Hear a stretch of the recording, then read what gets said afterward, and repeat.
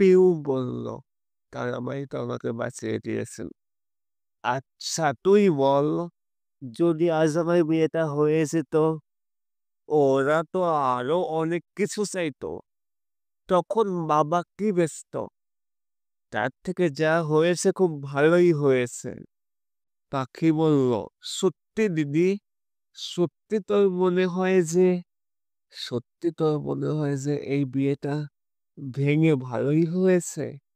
ও মা তারা, তোমায় জয় হোক।" পাখি বলল, "মা, শোনো না মা।" পাখির মা বলল, "আমার তোর কোনো কথা শুনবার দরকার নেই।" পাখি বলল, "কিন্তু আমার তো অনেক কথা বলার আছে মা।" পাখির মা বলল, "আমার সময় নেই।" পাখি বলল, "মা, এভাবে রাগ করে থেকো না।" পাখি বলল, "দেখো মা, এমনিতেই এত গরম পড়েছে, আর তার উপর বৃষ্টি হচ্ছে না কয়েকদিন ধরে।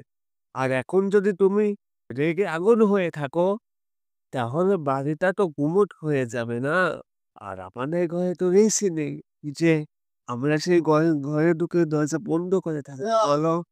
পাখির মা বলল, "আমি চায়ের জল সরিয়ে আসছি, চাটা করতে যেতে হবে।" পাখি বলল, "মা, তুমি যদি মিষ্টি করে না হাসো, তাহলে তোমার বানানো চাও মিষ্টি কি করে হবে? আর তোমার বানানো চাও যদি মিষ্টি না হয়, তাহলে আমরা সবাই সেই তেতো চা খেয়ে পিসির মতো খিটখিটে হয়ে যাব মা।" পাখির মা হাসলো। পাখির মা বলল, "মায়ের রাগে খেয়াল যেন কত রাখা হয়।"